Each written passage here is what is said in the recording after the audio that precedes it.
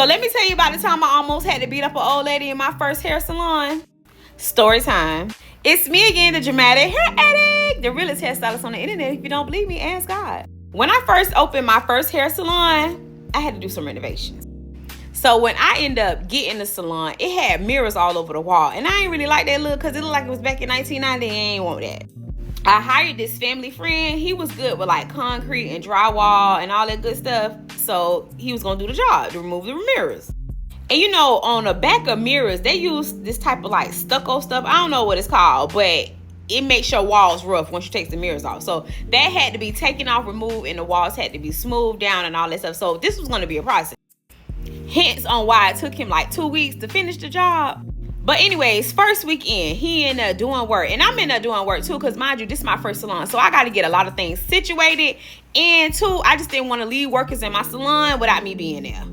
So every time this man would work in my salon, his lady would call his phone. And of course, my voice carries. Y'all know my voice. My voice is loud. It carries. It's very distinct. You know I'm a woman when you hear me, right?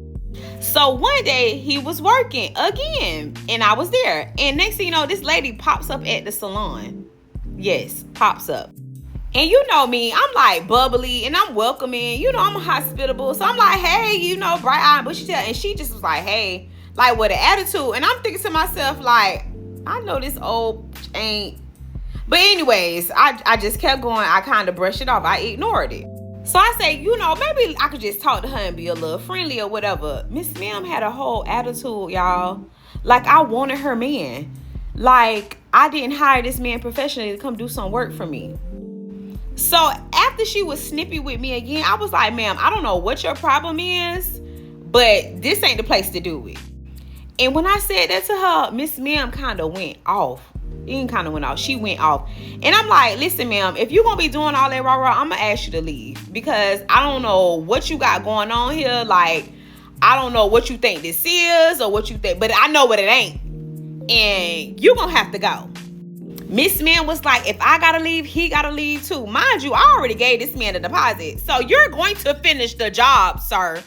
And he trying to calm her down like, baby, just calm down. Like, she hired me. And I'm like, yeah, you need to calm down. I hired him to do a professional job. Like, I don't want your man, okay? Your man, he looked like he probably looked good back in the day, in the 80s. But now he smoked crack on the weekends.